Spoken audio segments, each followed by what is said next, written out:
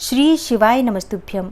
शिव पुराण की कथा सुनने वाले सभी भक्तों का आज की कथा में हार्दिक स्वागत है। भगवान भोलेनाथ और माता पार्वती आपकी समस्त मनोकामनाओं को पूर्ण करें। आज की कथा में आप सुनेंगे भगवान शिव को संतुष्ट करने वाले व्रतों का वर्णन, शिवरात्रि व्रत की विधि एवं महिमा का कथन। तदनंतर ऋषियों के पूछने पर सूत जी ने शिव जी की आराधना के द्वारा उत्तम एवं मनोवांछित फल प्राप्त करने वाले बहुत से महान स्त्री पुरुषों के नाम बताए। इसके बाद ऋषियों ने फिर पूछा, हे व्यास शिष्य, किस व्रत से संतुष्ट होकर भगवान शिव उत्तम सुख प्रदान करते हैं? जिस व्रत के अनुष्ठान से भक्तजनों को भोग और मोक्ष की प्राप्ति हो सके, उसका आप विशेष रूप से वर्णन कीजिए। सूत जी ने कहा, हे महर्षियों, तुमने जो कुछ पूछा है वही बात किसी समय ब्रह्मा, विष्णु तथा पार्वती जी ने भगवान शिव जी से पूछा था। इसके उत्तर में शिव जी ने जो कुछ कहा वह मैं तुम लोगों को बता रहा हूँ। भगवान शिव बोले, मेरे बहुत से व्रत हैं जो भोग और मोक्ष प्रदान करने वाले हैं, लेकिन उनमें मुख्य रूप से 10 व्रत हैं जिन्हें जाबाल श्रुति के विद्वान 10 शैव व्रत कहते हैं। द्विजों को सदा यत्नपूर्वक इन व्रतों का पालन करना चाहिए। हे हरे, प्रत्येक अष्टमी को केवल रात में ही भोजन करें। विशेषतः कृष्ण पक्ष की अष्टमी को भोजन का सर्वथा त्याग कर दें। शुक्ल पक्ष की एकादशी को भी भोजन छोड़ दें, किंतु कृष्ण पक्ष की एकादशी को रात में मेरा पूजन करने के पश्चात भोजन किया जा सकता है। शुक्ल पक्ष की त्रयोदशी को तो रात में भोजन करना चाहिए, परंतु कृष्ण पक्ष की चतुर्दशी को शिव व्रतधारी पुरुषों के लिए भोजन का सर्वथा निषेध है। दोनों पक्षों में प्रत्येक सोमवार को प्रयत्नपूर्वक केवल रात में ही भोजन करना चाहिए। शिव के व्रत में तत्पर रहने वाले लोगों के लिए यह अनिवार्य नियम है। इन सभी व्रतों में व्रत की पूर्ति के लिए अपनी शक्ति के अनुसार शिव भक्त ब्राह्मणों को भोजन कराना चाहिए। द्विजों को इन सभी व्रतों का नियम पूर्वक पालन करना चाहिए। जो द्विज इनका त्याग करते हैं वे चोर होते हैं। मुक्ति मार्ग में प्रवीण पुरुषों को मोक्ष की प्राप्ति कराने वाले 4 व्रतों का नियम पूर्वक पालन अवश्य करना चाहिए।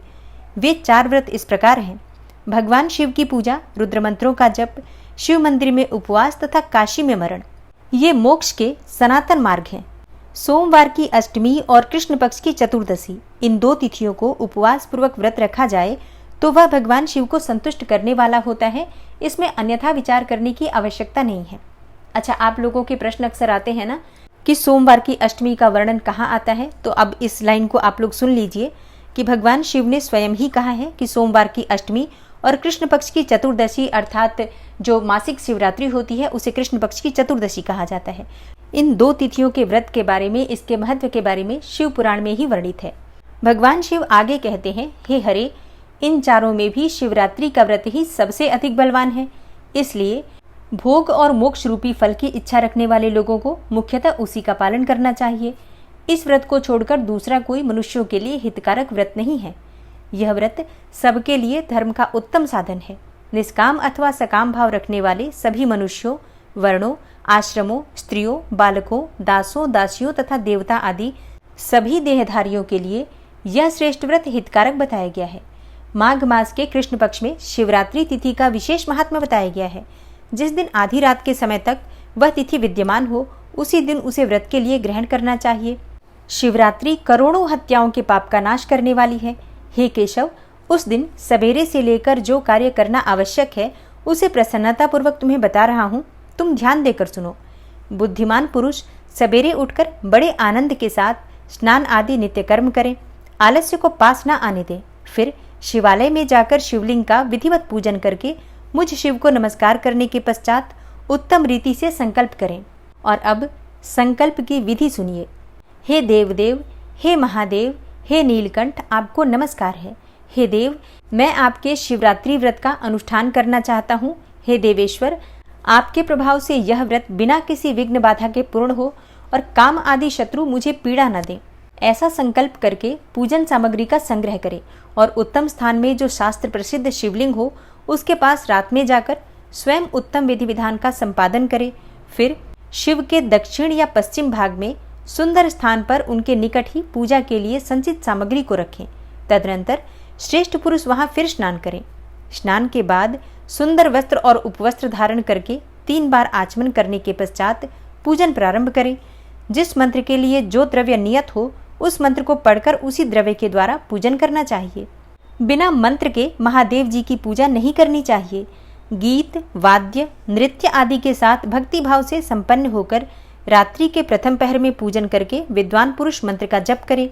यदि मंत्रज्ञ पुरुष उस समय श्रेष्ठ पार्थिव लिंग का निर्माण करे तो नित्य कर्म करने के पश्चात पार्थिव लिंग का ही पूजन करे। पहले पार्थिव बनाकर पीछे उसकी विधिवत स्थापना करे। फिर पूजन के पश्चात नाना प्रकार के स्तोत्रों द्वारा भगवान वृषभध्वज को संतुष्ट करें। बुद्धिमान पुरुष को चाहिए कि उस समय शिवरात्रि व्रत के महात्म्य का पाठ करें। श्रेष्ठ भक्त अपने व्रत की पूर्ति के लिए उस महात्म्य को श्रद्धा पूर्वक सुने। रात्रि के चारों पहर में 4 पार्थिव लिंगों का निर्माण करके आवाहन से लेकर विसर्जन तक क्रमशः उनकी पूजा करे और बड़े उत्सव के साथ प्रसन्नतापूर्वक जागरण करे। प्रातःकाल स्नान करके पुनः वहां पार्थिव शिव का स्थापन और पूजन करें। इस तरह व्रत को पूरा करके हाथ जोड़कर मस्तक झुकाकर बारंबार नमस्कार पूर्वक भगवान शंभु से इस प्रकार प्रार्थना करें। प्रार्थना एवं विसर्जन की विधि। हे महादेव, आपकी आज्ञा से मैंने जो व्रत ग्रहण किया था, हे स्वामीन, वह परम उत्तम व्रत पूर्ण हो गया, अतः अब उसका विसर्जन करता हूँ। हे देवेश्वर सर्व, यथाशक्ति किए गए इस व्रत से आप आज मुझ पर कृपा करके संतुष्ट हों। तत्पश्चात शिव को पुष्पांजलि समर्पित करके विधि पूर्वक दान दे। फिर शिव को नमस्कार करके व्रत संबंधी नियम का विसर्जन कर दे। अपनी शक्ति के अनुसार शिव भक्त ब्राह्मणों, विशेषतः सन्यासियों को भोजन कराकर पूर्णतया संतुष्ट करके स्वयं भी भोजन करें। हे हरे, शिवरात्रि को प्रत्येक पहर में श्रेष्ठ शिव भक्तों को जिस प्रकार विशेष पूजा करनी चाहिए उसे मैं बताता हूँ, तुम ध्यान पूर्वक सुनो। प्रथम पहर में पार्थिव लिंग की स्थापना करके अनेकों सुंदर उपचारों द्वारा उत्तम भक्ति भाव से पूजा करें। पहले गंध, पुष्प आदि 5 द्रव्यों द्वारा सदा महादेव जी की पूजा करनी चाहिए। उस द्रव्य से संबंध रखने वाले मंत्र का उच्चारण करके पृथक पृथक वह द्रव्य समर्पित करें। इस प्रकार द्रव्य समर्पण के पश्चात भगवान शिव को जलधारा अर्पित करें। विद्वान पुरुष चढ़े हुए द्रव्यों को जलधारा से ही उतारें। मतलब कोई भी चीज जो हम शिवलिंग पर चढ़ाते हैं उसके बाद जलधारा अवश्य अर्पित करना चाहिए, मतलब जल अवश्य अर्पित करना चाहिए। और जलधारा के साथ साथ 108 मंत्र का जप करके वहां निर्गुण सगुण रूप शिव का पूजन करें। गुरु से प्राप्त हुए मंत्र द्वारा भगवान शिव की पूजा करें, अन्यथा नाम मंत्र द्वारा सदाशिव का पूजन करना चाहिए। विचित्र चंदन, अखंड चावल और काले तिलों से परमात्मा शिव की पूजा करनी चाहिए। कमल और कनेर के फूल चढ़ाने चाहिए और 8 नाम मंत्रों द्वारा शंकर जी को पुष्प अर्पित करें। वे 8 नाम इस प्रकार हैं: भव, शर्व, रुद्र, पशुपति, उग्र, महान, भीम और ईशान। इनके आरंभ में श्री और अंत में चतुर्थी विभक्ति जोड़कर श्री भवाय नमः इत्यादि मंत्रों द्वारा शिव जी का पूजन करें। पुष्प समर्पण के पश्चात धूप, दीप और नैवेद्य निवेदन करें। पहले प्रहर में विद्वान पुरुष नैवेद्य के लिए पकवान बनवा लें। फिर श्री फलयुक्त विशेष अर्घ्य देकर तांबुल समर्पित करें। तदनंतर नमस्कार और ध्यान करके गुरु के दिए हुए मंत्रों का जप करें। गुरुदत्त मंत्र ना हो तो पंचाक्षर मंत्र अर्थात नमः शिवाय मंत्र के जप से भगवान शंकर को संतुष्ट करें। धेनु मुद्रा दिखाकर उत्तम जल से तर्पण करें। पश्चात अपनी शक्ति के अनुसार 5 ब्राह्मणों को भोजन कराने का संकल्प लें। फिर जब तक पहला प्रहर पूरा ना हो जाए तब तक महान उत्सव करता रहे। दूसरा प्रहर आरंभ होने पर पुनः पूजन के लिए संकल्प करें, अथवा एक ही समय चारों प्रहरों के लिए संकल्प करके पहले प्रहर की भांति ही पूजा करता रहे। पहले पूर्वोक्त द्रव्यों से पूजन करके फिर जलधारा समर्पित करें। प्रथम पहर की अपेक्षा दुगने मंत्रों का जप करके शिव जी की पूजा करें। पूर्वोक्त तिल, जौ अथवा कमल पुष्पों से शिव की अर्चना करें। विशेषतः बिल्व पत्रों से परमेश्वर शिव का पूजन करना चाहिए। दूसरे प्रहर में बिजौरा नींबू के साथ अर्घ्य देकर खीर का नैवेद्य निवेदन करें। हे जनार्दन, इससे पहले की अपेक्षा मंत्रों की दुगनी आवृत्ति करनी चाहिए। फिर ब्राह्मणों को भोजन कराने का संकल्प करें। शेष सब बातें पहले की ही भांति तब तक करता रहे जब तक कि दूसरा प्रहर पूरा ना हो जाए। तीसरे प्रहर के आने पर पूजन तो पहले के समान ही करें, किंतु जौ के स्थान में गेहूं का उपयोग करें और आक के फूल चढ़ाएं। इसके बाद नाना प्रकार के धूप एवं दीप देकर पुए का नैवेद्य भोग लगाएं और उसके साथ भांति भांति के शाक भी अर्पित करें। इस प्रकार पूजन करके कपूर से आरती उतारें, अनार के फल के साथ अर्घ्य दें और दूसरे प्रहर की अपेक्षा दुगना मंत्र जाप करें। तदनंतर दक्षिणा सहित ब्राह्मण भोजन का संकल्प करें और तीसरे प्रहर के पूरा होने तक पूर्ववत उत्सव करता रहे। चौथा प्रहर आने पर तीसरे प्रहर की पूजा का विसर्जन कर दें। पुनः आवाहन आदि करके विधिवत पूजा करें। उड़द, कंगनी, मूंग, सप्तधान्य, शंखी पुष्प तथा बिल्व पत्रों से परमेश्वर शंकर का पूजन करें। उस प्रहर में भांति भांति की मिठाइयों का नैवेद्य लगाएं अथवा उड़द के बड़े आदि बनाकर उनके द्वारा सदाशिव को संतुष्ट करें। केले के फल के साथ अथवा अन्य विविध फलों के साथ शिव को अर्घ्य दें। तीसरे प्रहर की अपेक्षा दूना मंत्र जाप करें और यथाशक्ति ब्राह्मण भोजन का संकल्प करें। गीत, वाद्य तथा नृत्य से शिव की आराधना पूर्वक समय बिताए। भक्तजनों को तब तक महान उत्सव करते रहना चाहिए जब तक अरुणोदय न हो जाए, अर्थात सूर्योदय न हो जाए। अरुणोदय होने पर पुनः स्नान करके भांति भांति के पूजनोपचारों तथा उपहारों द्वारा शिव की अर्चना करें। तत्पश्चात अपना अभिषेक कराए, नाना प्रकार के दान दे और प्रहर की संख्या के अनुसार ब्राह्मणों तथा सन्यासियों को अनेकों प्रकार के भोज्य पदार्थों का भोजन कराएं। फिर भगवान शंकर को नमस्कार करके पुष्पांजलि दें और बुद्धिमान पुरुष उत्तम स्तुति करके इस प्रकार से उनकी प्रार्थना करें। हे सुखदायक कृपा निधान शिव, मैं आपका हूँ, मेरे प्राण आप में ही लगे हैं और मेरा चित्त सदा आपका ही चिंतन करता है। यह जानकर आप जैसा उचित समझे वैसा करें। हे भूतनाथ, मैंने जानकर या अनजाने में जो जप और पूजन आदि किया है उसे समझकर दया सागर होने के नाते ही आप मुझ पर प्रसन्न हो। उस उपवास व्रत से जो फल हुआ हो उसी से सुखदायक भगवान शंकर मुझ पर प्रसन्न हो। हे महादेव, मेरे कुल में सदा आपका भजन होता रहे। जहाँ के आप इष्ट देवता न हो उस कुल में मेरा कभी जन्म न हो। इस प्रकार प्रार्थना करने के पश्चात भगवान शिव को पुष्पांजलि समर्पित करके ब्राह्मणों से तिलक और आशीर्वाद ग्रहण करें। तदनंतर शंभु का विसर्जन करें। जिसने इस प्रकार व्रत किया हो उस समय दूर नहीं रहता। इस व्रत के फल का वर्णन नहीं किया जा सकता। मेरे पास ऐसी कोई वस्तु नहीं है जिसे शिवरात्रि व्रत करने वाले के लिए मैं दे न डालूं, और जिसके द्वारा अनायास ही इस व्रत का पालन हो गया हो उसके लिए भी अवश्य ही मुक्ति का बीज बो दिया गया। मनुष्यों को प्रतिमास भक्तिपूर्वक शिवरात्रि व्रत अवश्य करना चाहिए।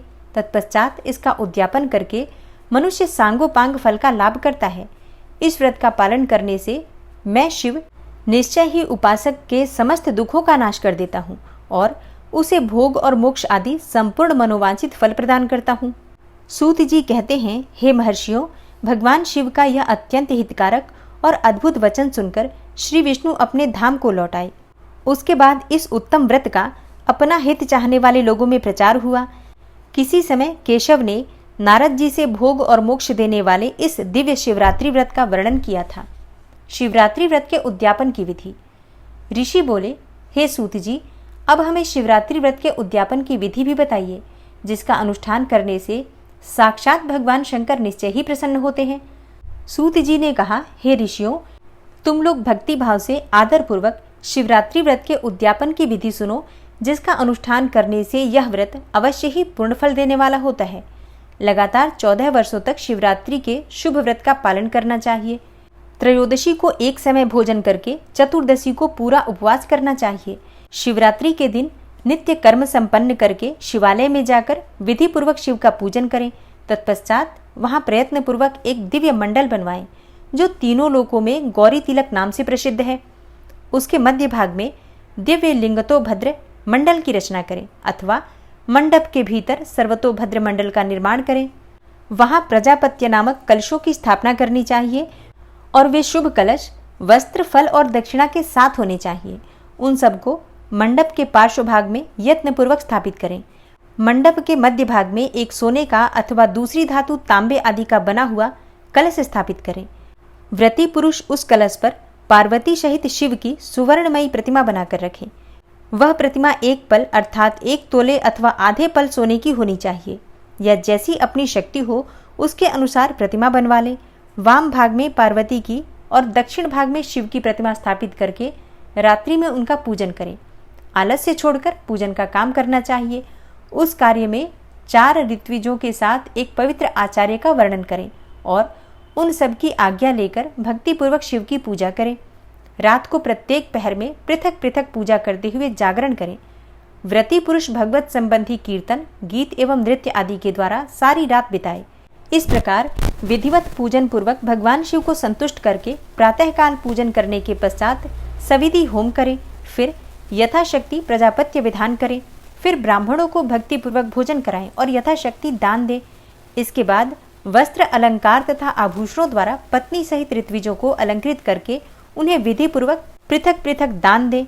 फिर आवश्यक सामग्रियों से युक्त बछड़े सहित गौ का आचार्य को यह कहकर विधि पूर्वक दान दे कि इस दान से भगवान शिव मुझ पर प्रसन्न हो। तत्पश्चात कलश सहित उस मूर्ति को वस्त्र के साथ वृषभ की पीठ पर रखकर संपूर्ण अलंकारों सहित उसे आचार्य को समर्पित कर दें। इसके बाद हाथ जोड़कर मस्तक झुकाकर बड़े प्रेम से गदगद वाणी में महाप्रभु महेश्वर देव से प्रार्थना करें। हे देवदेव, हे महादेव, हे शरणागत वत्सल, हे देवेश्वर, इस व्रत से संतुष्ट होकर आप मेरे ऊपर कृपा कीजिए। हे शिव शंकर, मैंने भक्ति भाव से इस व्रत का पालन किया है, इसमें जो भी कमी रह गई हो वह आपके प्रसाद से पूरी हो जाए। हे शंकर, मैंने अनजाने में या जानबूझकर जो भी जप पूजन आदि किया है वह आपकी कृपा से सफल हो। इस तरह परमात्मा शिव को पुष्पांजलि अर्पण करके फिर नमस्कार एवं प्रार्थना करें।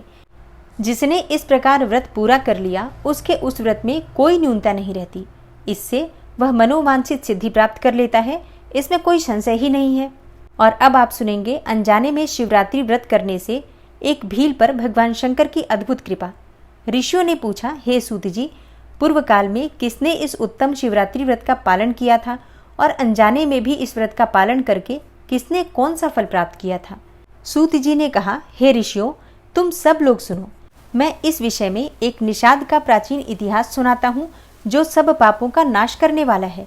बहुत समय पहले की बात है। किसी वन में एक भील रहता था जिसका नाम था गुरुद्रुह। उसका कुटुंब बड़ा था तथा वह बलवान और क्रूर स्वभाव का होने के साथ ही क्रूरतापूर्ण कर्म में तत्पर भी रहता था। वह प्रतिदिन वन में जाकर मृगों को मारता और वहीं रहकर नाना प्रकार की चोरियां करता था। उसने बचपन से ही कभी कोई शुभ कर्म नहीं किया था। इस प्रकार वन में रहते हुए उस दुरात्मा भील का बहुत समय बीत गया। तदनंतर एक दिन बड़ी सुंदर एवं शुभ कारक शिवरात्रि आई, किंतु वह दुरात्मा घने जंगल में निवास करने वाला था, इसलिए उस व्रत को जानता ही नहीं था। उसी दिन उस भील के माता पिता और पत्नी ने भूख से पीड़ित होकर उससे याचना की, हे वनेचर, हमें खाने को दो। उनके इस प्रकार याचना करने पर वह तुरंत धनुष लेकर चल दिया और मृगों के शिकार के लिए सारे वन में घूमने लगा। दैव योग से उसे उस दिन कुछ भी नहीं मिला और सूर्य अस्त हो गया। इससे उसको बड़ा दुख हुआ और वह सोचने लगा, अब मैं क्या करूं, कहाँ जाऊं? आज तो कुछ भी नहीं मिला। घर में जो बच्चे हैं उनका तथा माता पिता का क्या होगा? मेरी जो पत्नी है उसकी भी क्या दशा होगी? अतः मुझे कुछ लेकर ही घर जाना चाहिए, अन्यथा नहीं। ऐसा सोचकर वह व्याध एक जलाशय के समीप पहुंचा और जहाँ पानी में उतरने का घाट था वहां जाकर खड़ा हो गया। वह मन ही मन यह विचार करता था कि यहाँ कोई न कोई जीव पानी पीने के लिए अवश्य आएगा। उसी को मारकर कृतकृत्य होकर उसे साथ लेकर प्रसन्नतापूर्वक घर को जाऊंगा। ऐसा निश्चय करके वह व्याध एक बेल के पेड़ पर चढ़ गया और वहीं जल साथ लेकर बैठ गया। उसके मन में केवल यही चिंता थी कि कब कोई जीव आएगा और कब मैं उसे मारूंगा। इसी प्रतीक्षा में भूख प्यास से पीड़ित होकर वह बैठा रहा। उस रात के पहले पहर में एक प्यासी हरिणी वहां आई जो कि चकित होकर जोर जोर से चौकड़ी भर रही थी। हे ब्राह्मणों, उस मृगी को देखकर व्याध को बड़ा हर्ष हुआ और उसने तुरंत ही उसके वध के लिए अपने धनुष पर एक बाण का संधान किया। ऐसा करते हुए उसके हाथ के धक्के से थोड़ा सा जल और बिल्वपत्र नीचे गिर पड़े। उस पेड़ के नीचे शिवलिंग था। उक्त जल और बिल्वपत्र से शिव की प्रथम पहर की पूजा संपन्न हो गई। उस पूजा के महात्म्य से उस व्याध का बहुत सा पातक तत्काल नष्ट हो गया। वहां होने वाली खड़खड़ाहट की आवाज को सुनकर हरिणी ने भय से ऊपर की ओर देखा। व्याध को देखते ही वह व्याकुल हो गई और बोली। मृगी ने कहा, हे व्याध, तुम क्या करना चाहते हो? मेरे सामने सच सच बताओ। हरिणी की यह बात सुनकर व्याध ने कहा, आज मेरे कुटुंब के लोग भूखे हैं, अतः तुमको मारकर उनकी भूख मिटाऊंगा, उन्हें तृप्त करूंगा। व्याध का यह दारुण वचन सुनकर तथा जिसे रोकना कठिन था, उस दुष्ट भील को बाण ताने देखकर मृगी सोचने लगी कि अब मैं क्या करूं, कहाँ जाऊं? अच्छा, कोई उपाय रचती हूं। ऐसा विचार कर उसने वहां इस प्रकार कहा। मृगी बोली, भील, मेरे मांस से तुमको सुख होगा। इस अनर्थकारी शरीर के लिए इससे अधिक महान पुण्य का कार्य और क्या हो सकता है? उपकार करने वाले प्राणी को इस लोक में जो पुण्य प्राप्त होता है उसका 100 वर्षों में भी वर्णन नहीं किया जा सकता। परंतु इस समय मेरे सब बच्चे मेरे आश्रम में ही हैं। मैं उन्हें अपनी बहन को अथवा स्वामी को सौंप कर लौट आऊंगी। हे वनेचर, तुम मेरी इस बात को मिथ्या ना समझो। मैं फिर तुम्हारे पास लौट आऊंगी, इसमें कोई संशय नहीं है। सत्य से ही धरती टिकी हुई है, सत्य से ही समुद्र अपनी मर्यादा में स्थित है और सत्य से ही निर्झरों से जल की धाराएं गिरती रहती हैं। सत्य में ही सब कुछ स्थित है। सूत जी कहते हैं, मृगी के ऐसा कहने पर भी जब व्याध ने उसकी बात नहीं मानी, तब उसने अत्यंत विस्मित एवं भयभीत होकर पुनः इस प्रकार से कहना प्रारंभ किया। मृगी बोली, हे व्याध, सुनो, मैं तुम्हारे सामने ऐसी शपथ खाती हूँ जिससे घर जाने पर मैं अवश्य तुम्हारे पास लौट आऊंगी।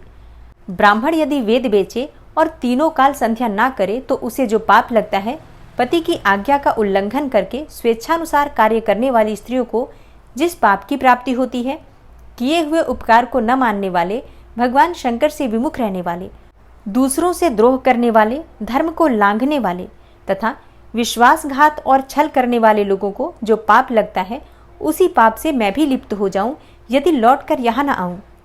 इस तरह अनेकों शपथ खाकर जब मृगी चुपचाप खड़ी हो गई, तब उस व्याध ने उस पर विश्वास करके कहा, अच्छा, अब तुम अपने घर को जाओ। तब वह मृगी बड़े हर्ष के साथ पानी पीकर अपने आश्रम मंडल में गई। इतने में ही रात का वह पहला पहर व्याध के जागते जागते ही बीत गया। तब उस हिरणी की बहन दूसरी मृगी, जिसका पहली ने स्मरण किया था, उसी की राह देखती हुई जल पीने के लिए वहां आ गई। उसे देखकर स्वयं भील ने बाण को तरकश से खींचा। ऐसा करते समय पुनः पहले की ही भांति भगवान शिव के ऊपर जल और बिल्वपत्र गिरे। उसके द्वारा महात्मा शंभु की दूसरे प्रहर की पूजा संपन्न हो गई। यद्यपि यह प्रसंगवश ही हुई थी, तो भी व्याध के लिए सुखदायिनी हो गई। मृगी ने उसे बाण खींचते देखकर पूछा, हे वनेचर, यह क्या करते हो? व्याध ने पूर्ववत उत्तर दिया, मैं अपने भूखे कुटुंब को तृप्त करने के लिए तुझे मारूंगा। यह सुनकर वह मृगी बोली। मृगी ने कहा, व्याध, मेरी बात सुनो, मैं धन्य हूँ, मेरा देह धारण सफल हो गया, क्योंकि इस अनित्य शरीर के द्वारा उपकार होगा, परंतु मेरे छोटे छोटे बच्चे घर में हैं, अतः मैं एक बार जाकर उन्हें अपने स्वामी को सौंप दूं, फिर तुम्हारे पास लौट आऊंगी। व्याध बोला, तुम्हारी बात पर मुझे विश्वास नहीं है, मैं तुझे मारूंगा, इसमें कोई संशय ही नहीं है। यह सुनकर वह हरिणी भगवान विष्णु की शपथ खाती हुई बोली, व्याध, जो कुछ मैं कहती हूँ उसे सुनो। यदि मैं लौटकर ना आऊं तो अपना सारा पुण्य हार जाऊं, क्योंकि जो वचन देकर उससे पलट जाता है वह अपने पुण्य को हार जाता है। जो पुरुष अपनी विवाहिता स्त्री को त्याग कर दूसरी के पास जाता है, वैदिक धर्म का उल्लंघन करके कपोल कल्पित धर्म पर चलता है, भगवान विष्णु का भक्त होकर शिव की निंदा करता है, माता पिता की निधन तिथि को श्राद्ध आदि न करके उसे सूना बिता देता है तथा मन में संताप का अनुभव करके अपने दिए हुए वचन को पूरा करता है, ऐसे लोगों को जो पाप लगता है वही मुझे भी लगे यदि मैं लौट कर ना आऊं। सूत जी कहते हैं, उसके ऐसा कहने पर व्याध ने उस मृगी से कहा, जाओ। मृगी जल पीकर हर्षपूर्वक अपने आश्रम को गई। इतने में ही रात का दूसरा प्रहर भी व्याध के जागते जागते ही बीत गया। इसी समय तीसरा प्रहर प्रारंभ हो जाने पर मृगी के लौटने में बहुत विलंब हुआ जानकर चकित हो व्याध उसकी खोज करने लगा। इतने में ही उसने जल के मार्ग में एक हिरण को देखा। वह बड़ा हृष्टपुष्ट था। उसे देखकर वनेचर को बड़ा हर्ष हुआ और वह धनुष पर बाण रखकर उसे मार डालने को उद्यत हुआ। ऐसा करते समय उसके प्रारब्धवश कुछ जल और बिल्वपत्र शिवलिंग पर गिरे। उससे उसके सौभाग्य से भगवान शिव की तीसरे प्रहर की पूजा भी संपन्न हो गई। इस तरह भगवान ने उस पर अपनी दया दिखाई। पत्तों के गिरने आदि का शब्द सुनकर उस मृग ने व्याध की ओर देखा और पूछा, क्या करते हो? व्याध ने उत्तर दिया, मैं अपने कुटुंब को भोजन देने के लिए तुम्हारा वध करूंगा। व्याध की यह बात सुनकर हरिण के मन में बड़ा हर्ष हुआ और तुरंत ही व्याध से इस प्रकार बोला। हरिण ने कहा, मैं धन्य हूँ, मेरा हृष्ट पुष्ट होना सफल हो गया, क्योंकि मेरे शरीर से आप लोगों की तृप्ति होगी। जिसका शरीर परोपकार के काम में नहीं आता, उसका सब कुछ व्यर्थ चला गया। जो सामर्थ्य रहते हुए भी किसी का उपकार नहीं करता है, उसकी वह सामर्थ्य व्यर्थ चली जाती है तथा वह परलोक में नरकगामी होता है। परंतु एक बार मुझे जाने दो, मैं अपने बालकों को उनकी माता के हाथ में सौंपकर और उन सबको धीरज बंधाकर यहाँ लौट आऊंगा। उसके ऐसा कहने पर व्याध मन ही मन बड़ा विस्मित हुआ। उसका हृदय कुछ शुद्ध हो गया था और उसके सारे पाप पुंज नष्ट हो चुके थे। उसने इस प्रकार कहा। व्याध बोला, जो जो यहाँ आए थे वे सब तुम्हारी ही तरह बातें बनाकर चले गए, परंतु वे वंचक अभी तक यहाँ नहीं लौटे हैं। मृग, तुम भी इस समय संकट में हो, इसलिए झूठ बोलकर चले जाओगे। फिर आज मेरा जीवन निर्वाह कैसे होगा? मृग बोला, व्याध, मैं जो कुछ कहता हूँ उसे सुनो। मुझ में असत्य नहीं है। सारा चराचर ब्रह्मांड सत्य से ही टिका हुआ है। जिसकी वाणी झूठी होती है उसका पुण्य उसी क्षण नष्ट हो जाता है। तथापि भील, तुम मेरी सच्ची प्रतिज्ञा सुनो। संध्या काल में मैथुन तथा शिवरात्रि के दिन भोजन करने से जो पाप लगता है, झूठी गवाही देने से, धरोहर को हड़प लेने से तथा संध्या न करने से द्विज को जो पाप होता है, वही पाप मुझे भी लगे यदि मैं लौट कर ना आऊं। जिसके मुख से कभी शिव का नाम नहीं निकलता, जो सामर्थ्य रहते हुए भी दूसरों का उपकार नहीं करता, पर्व के दिन श्रीफल को तोड़ता है, अभक्ष्य भक्षण करता अथवा शिव की पूजा किए बिना और भस्म लगाए बिना भोजन कर लेता है, इन सबका पातक मुझे लगे यदि मैं लौट कर ना आऊं। सूत जी कहते हैं, उसकी बात सुनकर व्याध ने कहा, जाओ शीघ्र लौटना। व्याध के ऐसा कहने पर मृग पानी पीकर चला गया। वे सब अपने आश्रम पर मिले। तीनों ही प्रतिज्ञाबद्ध हो चुके थे। आपस में एक दूसरे के वृतांत को भली भांति सुनकर सत्य के पाश से बंधे हुए उन सब ने यही निश्चय किया कि वहां अवश्य जाना चाहिए।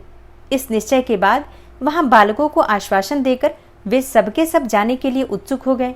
उस समय जेठी मृगी ने वहां अपने स्वामी से कहा, हे स्वामिन, आपके बिना यहाँ बालक कैसे रहेंगे? हे प्रभु, मैंने ही वहां पहले जाकर प्रतिज्ञा की है, इसलिए केवल मुझको जाना चाहिए। आप दोनों यहीं रहें। उसकी यह बात सुनकर छोटी मृगी बोली, बहिन, मैं तुम्हारी सेविका हूँ, इसलिए आज मैं ही व्याध के पास चली जाती हूँ, तुम यहीं रहो। यह सुनकर मृग बोला, मैं ही वहां जाता हूँ, तुम दोनों यहाँ रहो, क्योंकि शिशुओं की रक्षा माता से ही होती है। स्वामी की यह बात सुनकर उन दोनों मृगियों ने धर्म की दृष्टि से उसे स्वीकार नहीं किया। वे दोनों अपने पति से प्रेम पूर्वक बोली, हे प्रभु, पति के बिना इस जीवन को धिक्कार है। तब उन सब ने अपने बच्चों को सांत्वना देकर उन्हें पड़ोसियों के हाथों में सौंप दिया और स्वयं शीघ्र ही उस स्थान को प्रस्थान किया जहां वह व्याध शिरोमणि उनकी प्रतीक्षा में बैठा था। उन्हें जाते देखकर उनके वे सब बच्चे भी पीछे पीछे चले आए। उन्होंने यह निश्चय कर लिया था कि इन माता पिता की जो भी गति होगी वही हमारी भी हो। उन सबको एक साथ आया देखकर व्याध को बड़ा हर्ष हुआ। उसने धनुष पर बाण रखा। उस समय पुनः जल और बिल्वपत्र शिव के ऊपर गिरे। उससे शिव की चौथे पहर की शुभ पूजा भी संपन्न हो गई। उस समय व्याध का सारा पाप तत्काल भस्म हो गया। इतने में ही दोनों मृगियां और मृग बोल उठे, व्याध शिरोमणि, शीघ्र कृपा करो और हमारे शरीर को सार्थक करो। उनकी यह बात सुनकर व्याध को बड़ा विस्मय हुआ। शिव पूजा के प्रभाव से उसको दुर्लभ ज्ञान प्राप्त हो गया। उसने सोचा, ये मृग ज्ञानहीन पशु होने पर भी धन्य है, सर्वथा आदरणीय है, क्योंकि अपने शरीर से ही परोपकार में लगे हुए हैं। मैंने इस समय मनुष्य जन्म पाकर भी किस पुरुषार्थ का साधन किया? दूसरे के शरीर को पीड़ा देकर अपने शरीर को पोसा है। प्रतिदिन अनेकों प्रकार के पाप करके अपने कुटुंब का पालन किया है। हाय, ऐसे पाप करके मेरी क्या गति होगी, अथवा मैं किस गति को प्राप्त होऊंगा? मैंने जन्म से लेकर अब तक जो पातक किया है उसका इस समय मुझे स्मरण हो रहा है। मेरे जीवन को धिक्कार है, धिक्कार है। इस प्रकार ज्ञान संपन्न होकर व्याध ने अपने बाण को रोक लिया और कहा, हे श्रेष्ठ मृगों, तुम जाओ, तुम्हारा जीवन धन्य है। व्याध के ऐसा कहने पर भगवान शंकर तत्काल प्रसन्न हो गए और उन्होंने व्याध को अपने सम्मानित एवं पूजित स्वरूप का दर्शन कराया तथा कृपा पूर्वक उसके शरीर का स्पर्श करके उससे प्रेम से कहा, भील, मैं तुम्हारे व्रत से प्रसन्न हूँ, वर मांगो। व्याध भी भगवान शिव के उस रूप को देखकर तत्काल जीवन मुक्त हो गया और मैंने सब कुछ पा लिया, यो कहता हुआ उनके चरणों के आगे गिर पड़ा। उसके इस भाव को देखकर भगवान शिव भी मन ही मन बड़े प्रसन्न हुए और उसे गुह नाम देकर कृपा दृष्टि से देखते हुए उन्होंने उसे दिव्य वर दिए। शिव बोले, हे व्याध, सुनो, आज से तुम श्रृंगवेरपुर में उत्तम राजधानी का आश्रय लेकर दिव्य भोगों का उपभोग करो। तुम्हारे वंश की वृद्धि निर्विघ्न रूप से होती रहेगी। देवता भी तुम्हारी प्रशंसा करेंगे। व्याध, मेरे भक्तों पर स्नेह रखने वाले भगवान श्री राम एक दिन निश्चय ही तुम्हारे घर पधारेंगे और तुम्हारे साथ मित्रता करेंगे। तुम मेरी सेवा में मन लगाकर दुर्लभ मोक्ष पा जाओगे। इसी समय वे सब मृग भगवान शंकर का दर्शन और प्रणाम करके मृग योनि से मुक्त हो गए तथा दिव्य देहधारी होकर विमान पर बैठकर शिव के दर्शन मात्र से शाप मुक्त होकर दिव्य धाम को चले गए। तब से अर्बुद पर्वत पर भगवान शिव व्याधेश्वर के नाम से प्रसिद्ध हुए, जो कि दर्शन और पूजन करने पर तत्काल भोग और मोक्ष प्रदान करने वाले हैं। हे महर्षियों, वह व्याध भी उस दिन से दिव्य भोगों का उपभोग करता हुआ अपनी राजधानी में रहने लगा। उसने भगवान श्री राम की कृपा पाकर शिव का सायुज्य प्राप्त कर लिया। अनजाने में ही इस व्रत का अनुष्ठान करने से उसको सायुज्य मोक्ष मिल गया। फिर जो भक्ति भाव से संपन्न होकर इस व्रत को करते हैं वे शिव का शुभ सायुज्य प्राप्त कर लें, इसके लिए तो कहना ही क्या है।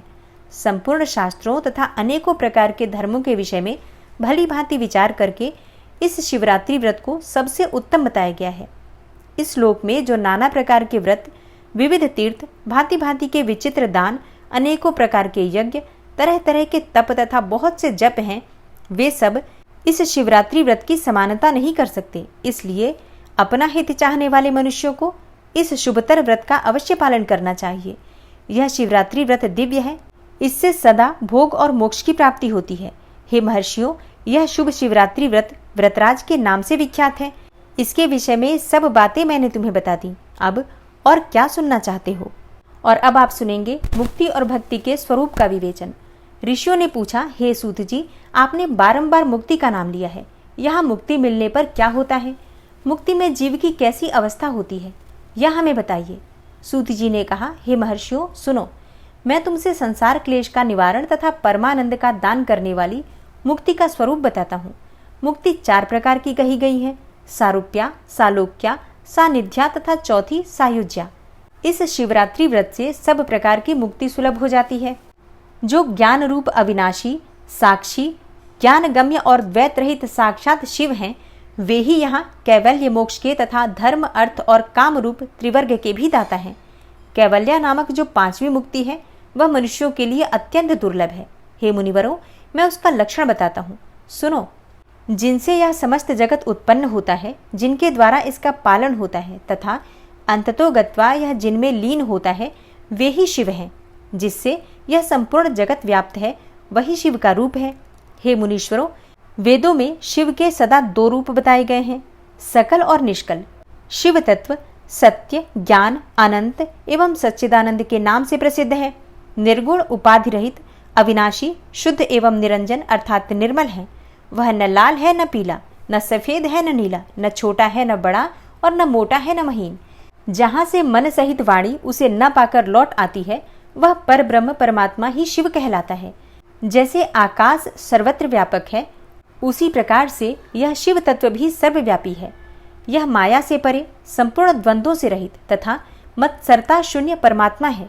यहाँ शिव ज्ञान का उदय होने से निश्चय ही उसकी प्राप्ति होती है, अथवा द्विजों, सूक्ष्म बुद्धि के द्वारा शिव का ही भजन ध्यान करने से सत्पुरुषों को शिव पद की प्राप्ति होती है।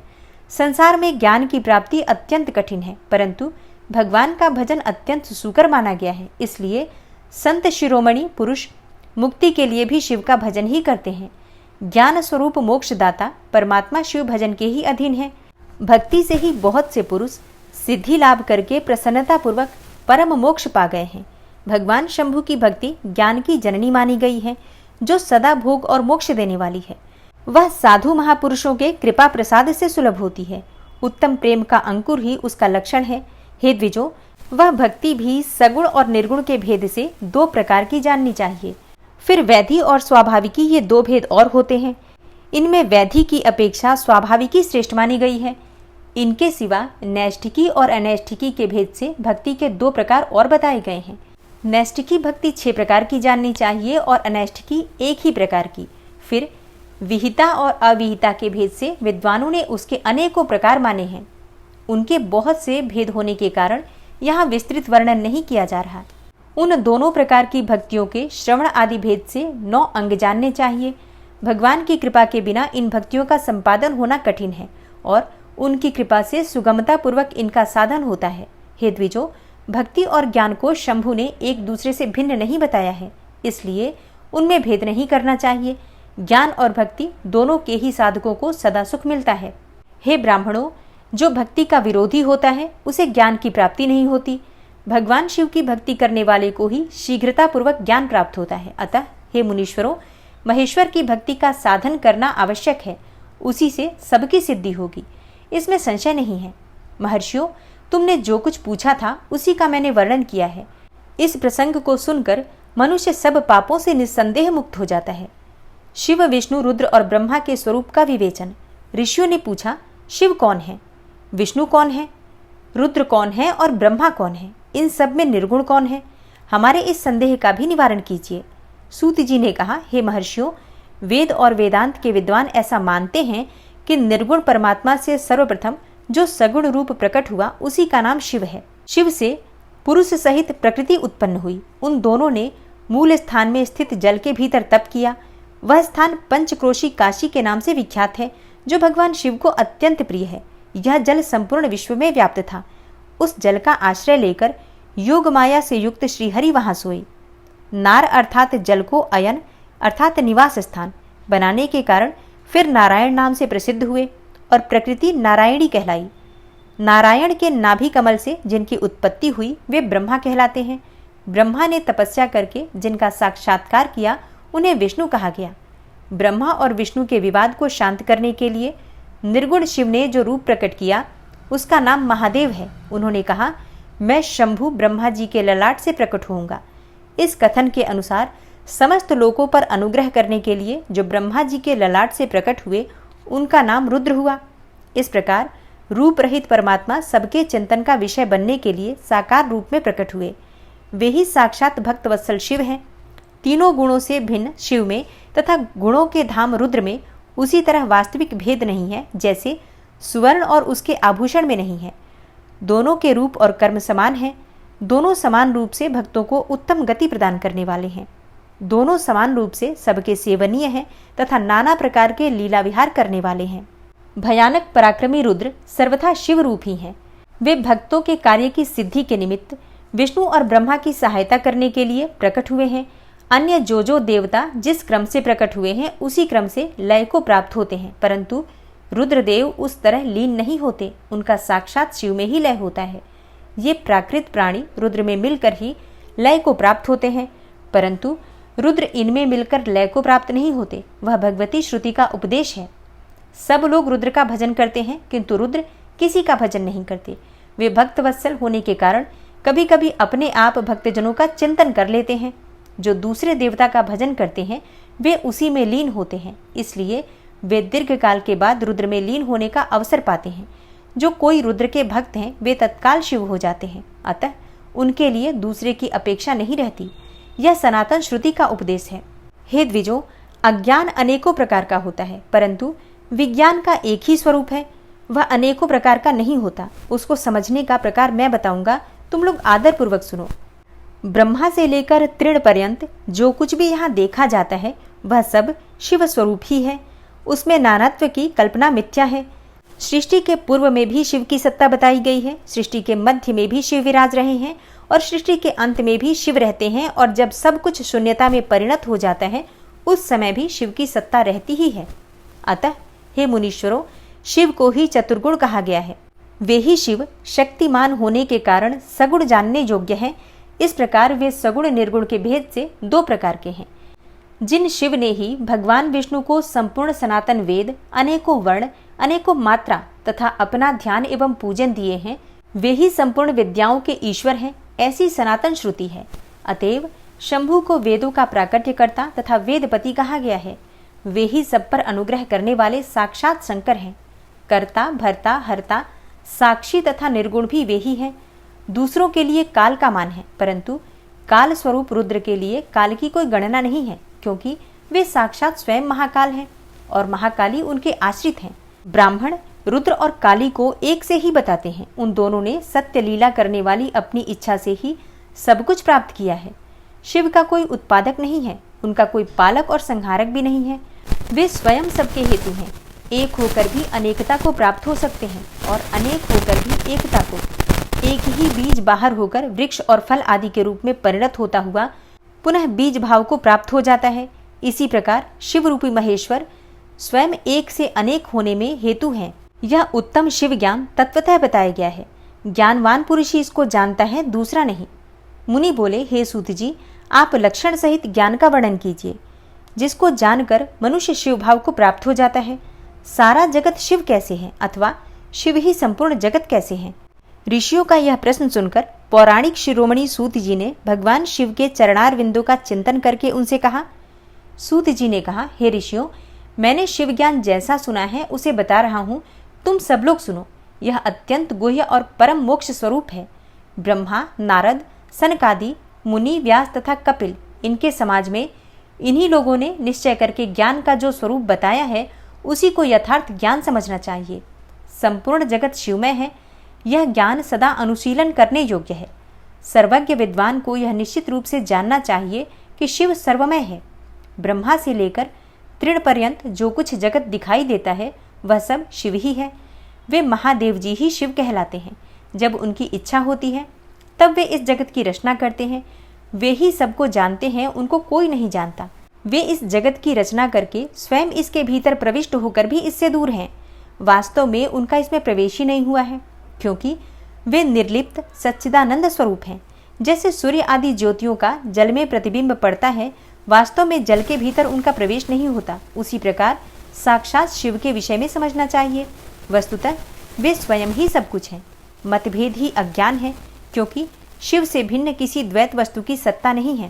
संपूर्ण दर्शनों में मतभेद ही दिखाया जाता है, परंतु वेदांती नित्य अद्वैत तत्व का वर्णन करते हैं।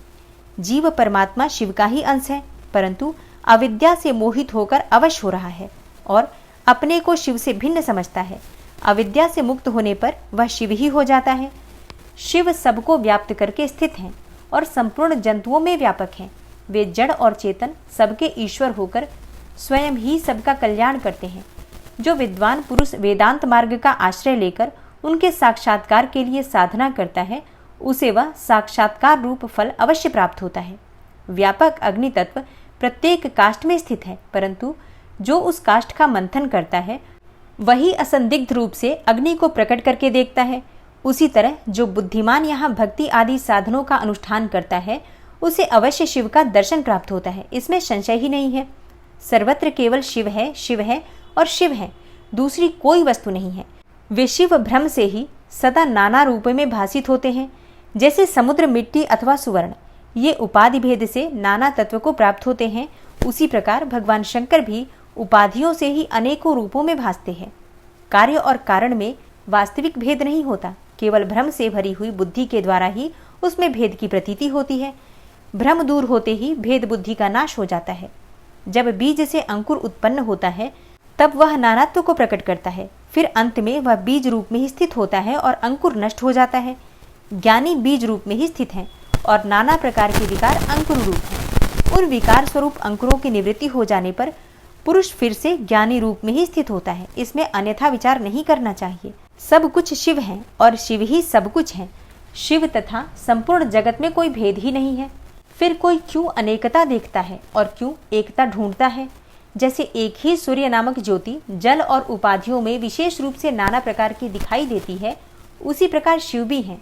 जैसे आकाश सर्वत्र व्यापक होकर भी स्पर्श आदि बंधन में नहीं आता, उसी प्रकार व्यापक शिव भी कहीं नहीं बंधते।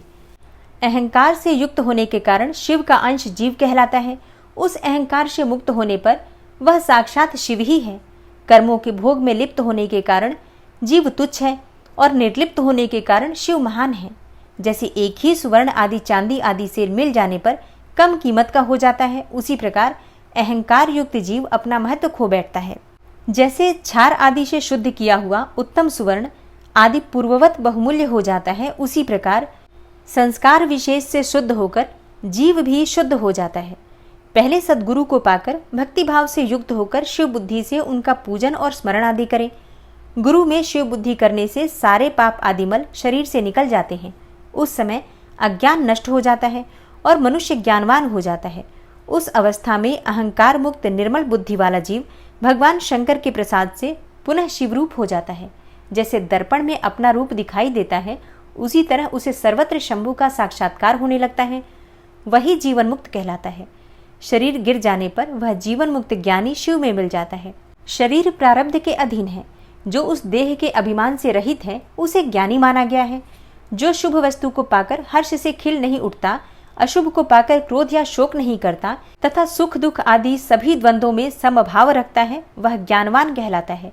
आत्मचिंतन से तथा तत्वों के विवेक से ऐसा प्रयत्न करें कि शरीर से अपनी पृथकता का बोध हो जाए। मुक्ति की इच्छा रखने वाला पुरुष शरीर एवं उसके अभिमान को त्याग कर अहंकार शून्य एवं मुक्त होकर सदा शिव में विलीन हो जाता है। अध्यात्म चिंतन एवं भगवान शिव की भक्ति ये ज्ञान के मूल कारण है। भक्ति से साधन विषयक प्रेम की उपलब्धि बताई गई है। प्रेम से श्रवण होता है, श्रवण से सत्संग प्राप्त होता है और सत्संग से ज्ञानी गुरु की उपलब्धि होती है और गुरु की कृपा से ज्ञान प्राप्त हो जाने पर मनुष्य निश्चय ही मुक्त हो जाता है। इसलिए जो समझदार है उसे सदा शंभु का भजन ही करना चाहिए। जो अनन्य भक्ति से युक्त होकर शंभु का भजन करता है उसे अंत में अवश्य ही मोक्ष प्राप्त हो जाता है। अतः मुक्ति की प्राप्ति के लिए भगवान शंकर से बढ़कर दूसरा कोई देवता नहीं है। उनकी शरण लेकर जीव संसार बंधन से छूट जाता है। हे ब्राह्मणों, इस प्रकार वहां पधारे हुए ऋषियों ने परस्पर निश्चय करके जो यह ज्ञान की बात बताई है उसे अपनी बुद्धि के द्वारा प्रयत्न पूर्वक धारण करना चाहिए। हे मुनीश्वरों, तुमने जो कुछ पूछा था वह सब मैंने तुम्हें बता दिया। इसे तुम्हें प्रयत्न पूर्वक गुप्त ही रखना चाहिए। बताओ अब और क्या सुनना चाहते हो। ऋषि बोले, हे व्यास शिष्य, आपको नमस्कार है। आप धन्य हैं, शिव भक्तों में श्रेष्ठ हैं। आपने हमें शिव तत्व संबंधी परम उत्तम ज्ञान का श्रवण कराया है। आपकी कृपा से हमारे मन की भ्रांति मिट गई है। हम आपसे मोक्षदायक शिव तत्व का ज्ञान पाकर बहुत संतुष्ट हुए हैं। सूत जी ने कहा, हे द्विजों, जो नास्तिक हो, श्रद्धाहीन हो और शठ हो, जो भगवान शिव का भक्त न हो तथा इस विषय को सुनने की इच्छा न रखता हो, उसे इस तत्व ज्ञान का उपदेश नहीं देना चाहिए। व्यास जी ने इतिहास, पुराणों, वेदों और शास्त्रों का बारंबार विचार करके उनका सार निकालकर मुझे उपदेश दिया है। इसका एक बार श्रवण करने मात्र से सारे पाप भस्म हो जाते हैं। अभक्त को भक्ति की प्राप्ति होती है और भक्त की भक्ति बढ़ती है। दोबारा सुनने से उत्तम भक्ति प्राप्त होती है। तीसरी बार सुनने से मोक्ष प्राप्त हो जाता है। अतः भोग और मोक्ष रूप फल की इच्छा रखने वाले लोगों को इसका बारंबार श्रवण करना चाहिए। उत्तम फल को पाने के उद्देश्य से इस पुराण की 5 आवृत्तियां करनी चाहिए। मतलब अगर कोई विशेष मनोकामना हो तो शिव पुराण का 5 बार पाठ करना चाहिए। ऐसा करने पर मनुष्य उसे अवश्य पाता है, इसमें संदेह नहीं है, क्योंकि यह व्यास जी का वचन है। जिसने इस उत्तम पुराण को सुना है उसे कुछ भी दुर्लभ नहीं है। यह शिव विज्ञान भगवान शंकर को अत्यंत प्रिय है। यह भोग और मोक्ष देने वाला तथा शिव भक्ति को बढ़ाने वाला है। इस प्रकार मैंने शिव पुराण की यह चौथी आनंददायिनी तथा परम पुण्यमयी संहिता कही है, जो कोटि रुद्र संहिता के नाम से विख्यात है। जो पुरुष एकाग्रचित्त होकर भक्ति भाव से इस संहिता को सुनेगा अथवा सुनाएगा, वह समस्त भोगों का उपभोग करके अंत में परम गति को प्राप्त कर लेगा। कोटि रुद्र संहिता संपूर्ण। और कल से प्रारंभ होगी उमा संहिता। उम्मीद करती हूँ जिस प्रकार से आपने अब तक ये कथाएं धैर्यपूर्वक सुनी हैं, उसी प्रकार से आगे भी प्रतिदिन जरूर सुनेंगे। कभी भी जो भक्त प्रतिदिन कथाएं सुन रहे हैं बीच में अधूरा ना छोड़ें, क्योंकि कभी भी अधूरी कथा नहीं सुननी चाहिए। कथा हमेशा पूरा पढ़ना भी चाहिए और सुनना भी चाहिए। और उम्मीद करती हूँ कि आज की कथा आपको जरूर पसंद आई होगी। अच्छी लगी हो कथा तो वीडियो को लाइक करने के साथ ही ज़्यादा से ज़्यादा शिव भक्तों तक इस वीडियो को शेयर कीजिए। मिलती हूँ मैं आपसे अगली वीडियो में। तब तक के लिए नमस्कार।